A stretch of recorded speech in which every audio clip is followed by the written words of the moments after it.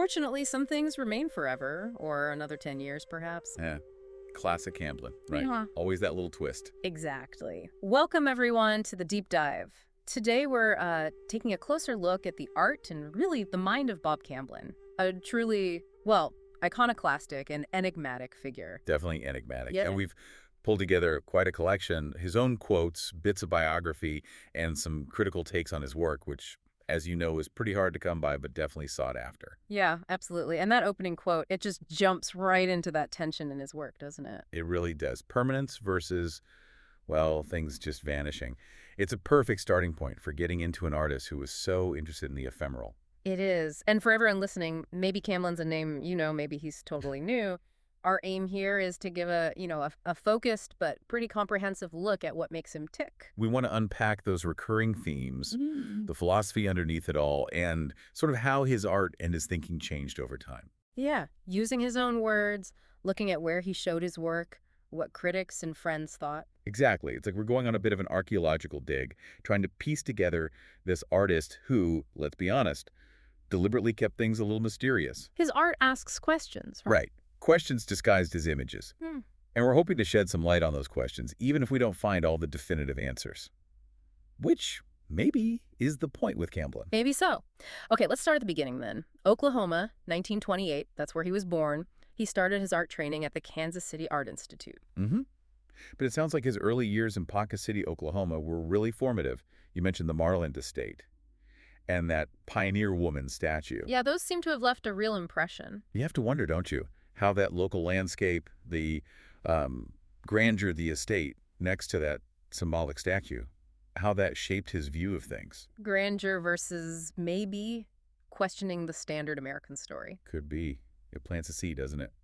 And beyond just what he saw, he was a huge reader. Oh yeah, Emerson, the I Ching, haiku. Quite a mix. It's fascinating how those threads connect. American transcendentalism, intuition, the individual, then Eastern philosophy, balance, change, in the simplicity of haiku. And haiga, that mix of poetry and image. Exactly. Haiga is all about capturing a fleeting moment, a subtle observation visually and with just a few words.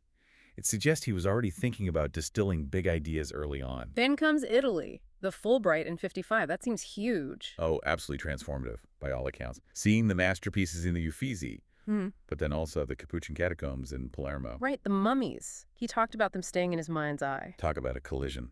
Renaissance beauty right up against stark mortality. You can see how that would fuel the sense of paradox in his later work. Life, death, art. And jumping forward a bit, there's that connection he made with his painting The Birth of Venus and KPFT radio in Houston. Ah, yeah, the listener-sponsored station. Didn't it get bombed? It did, sadly. But it became this symbol for the community, the love of music. Camlin's painting was a tribute to that spirit. It just shows he wasn't locked away in an ivory tower, He was engaged with what was happening, with people's passions, and filtering it through his art. Adds another layer, for sure.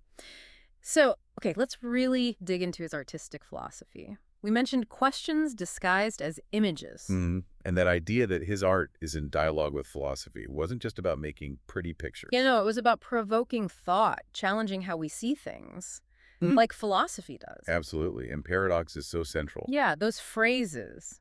A trap that does not trap. What does that even mean? Well, it makes you stop and think, right? Maybe the limits we feel aren't real. Yeah. Or freedom is recognizing their illusions. And a disappearing object that was never meant to be lost. Again, that ephemerality. Maybe it's about appreciating the now, because things don't last. It hints at impermanence. Which links straight to his fascination with illusion, things vanishing, like a magic trick, but applied to life itself. It's interesting, and it has echoes of Buddhist thought, doesn't it? The illusory nature of self, constant change. He seems to be exploring these big, timeless ideas visually. And the traps. He kept coming back to traps. Fear traps, time traps, the ones we make for ourselves, the ones society puts on us. It's kind of a bleak view, maybe. Like we're always navigating these constraints. Or maybe just a realistic one. It could be about the psychological walls we build or actual systemic limits. Yeah. He paints this picture of us being sort of hemmed in. He also explored stillness, but with a twist again. Right. Is it peace or is it stagnation? The unshaken figure that stands at the edge of the road. Is that figure strong and centered or just stuck? And he leaves it open, Yeah. deliberately ambiguous. That's classic Camblin, making us decide. It puts the onus on the viewer. Which leads nicely to his idea of everyday enlightenment. I love that concept. Finding understand not in some grand vision, but in like the absurdity of things and accepting impermanence. It feels very grounded, not some mystical quest, but finding insight right here in the ordinary. Yeah, it connects back to that haiku influence, finding the profound in the simple, the present moment. So how did his style change to reflect all this? He started out more abstract. Abstract impressionism, yeah.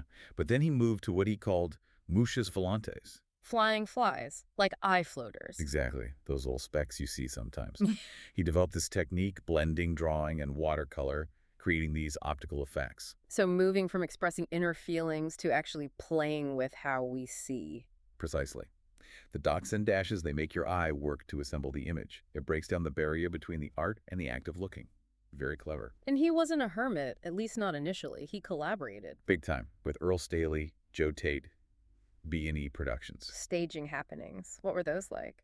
Sounds like they were performances, maybe spontaneous events, really pushing the boundaries of what art was supposed to be, questioning that idea of the lone genius creator. Which fits with him signing things anonymous, right? Absolutely. Or anonymous artists. That's pretty radical, especially in the West, where we love the named artist. It says the idea is more important than the ego.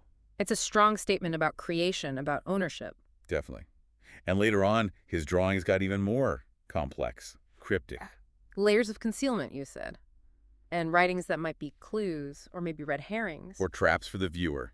Yeah, intentionally ambiguous. He's pulling you into this puzzle, resisting easy answers, keeping the conversation going. And he had his own symbolic language building up. Scarecrows. Inspired by Günter Grass, apparently. Puppets, skulls, glass reliquaries. What do you think those meant to him? Well, they tap into deep themes, don't they? Transformation, life cycles, death, hidden meanings. People see links to Freud, de Chirico, Grunewald. They act like symbols, each loaded with history and psychology. The scarecrow could be about vulnerability or maybe anxiety. Lots of possibilities. And he actually said he wanted to remake Goya in 20th century terms. Wow. That's aiming high. Goya didn't shy away from the dark stuff. Exactly. So Camblin saw himself in that tradition, maybe. Probing beneath the surface, questioning reality, exploring the modern condition. And there was a shift in his focus over time. Seems like it. From more obvious social protest early on, towards exploring that inner world of symbols later. Influenced by Cremoni, Etruscan figures. Bringing in that ancient, timeless feel with the Etruscan forms. Yeah, connecting his personal symbols to a longer human history. And we have to talk about his drawing itself. Right. Not just sketches for paintings. No, these were major works in their own right. Monumental scale. And he'd leave the corrections visible, the whiteout, the pasted bits. Like showing his work warts and all. Exactly. It makes the process part of the piece. It's honest, direct. You see the thought process unfolding. So what about the man himself? Iconoclastic and enigmatic comes up a lot. But also a great storyteller. Gregarious. It seems like a contradiction. Maybe not. But definitely dedicated. Prioritizing the art over money. Even refusing payment sometimes. That tells you everything, doesn't it? A commitment to his principles, completely separate from the art market. Integrity over income. He had strong opinions about the art game, put his trust and faith in good work. And ideas about how art should be shown.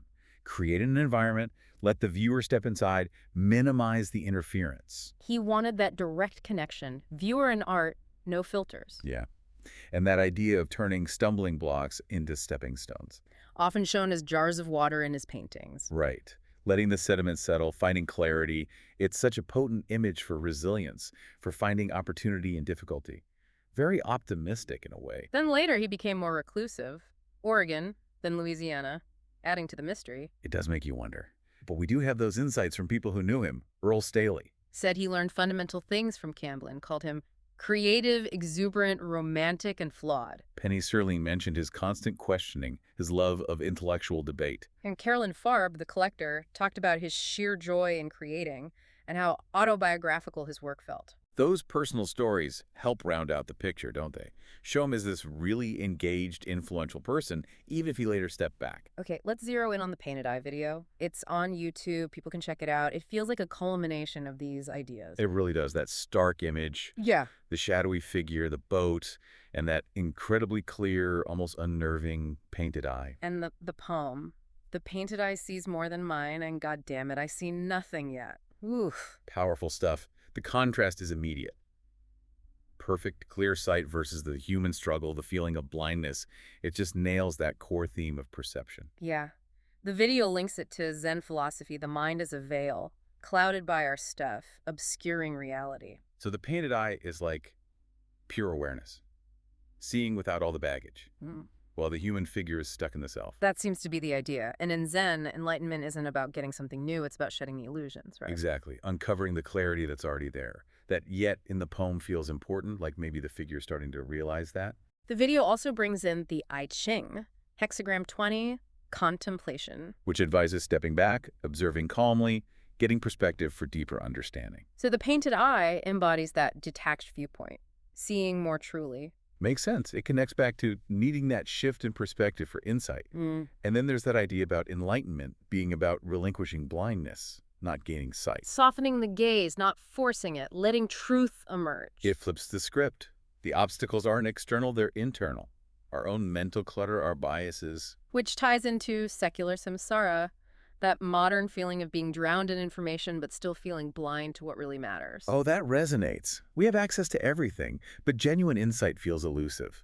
The painted eye becomes this symbol of that understanding we crave but can't quite grasp. And then the really provocative question, what if seeing nothing is the greatest gift? Whoa. Okay. The blank space, the void. Not as emptiness, but as potential. As fertile ground, for creation, for new understanding, free from preconceptions. That really turns things upside down. Suggests that maybe emptying the mind is the key. The video wraps up by saying true vision comes from inside. When the mind lets go of its grip, the painted eye isn't out there, it's a potential within us. It's a really potent summary, visually and poetically. Perception, the limits of self, the hope for a deeper way of seeing. It's all there. So wrapping up this deep dive, Bob Camblin, clearly a complex, fascinating artist. Definitely thought-provoking. Blending art, philosophy, personal experience in such a unique way. We've touched on the paradoxes, the impermanence, how tricky perception is, that search for meaning beyond the surface. And what stands out is how he just refuses easy answers. His work keeps you thinking, keeps you looking, much like life itself, really. Absolutely. And for everyone listening, we hope this gave you some food for thought, maybe something resonated particularly, the traps, or that idea of everyday enlightenment. It leaves us with a final thought, maybe a challenge for you listening. In this world overflowing with images, with information, what does it really mean to see clearly? And what might we find if we actually embraced the unknown, those seemingly empty spaces, and how we perceive things? This deep dive is, well, just a start, really. Totally. We'd encourage everyone to look for his art, find those books we mentioned, and keep exploring his incomplete works for yourselves. There's a whole world of those questions disguised as images waiting.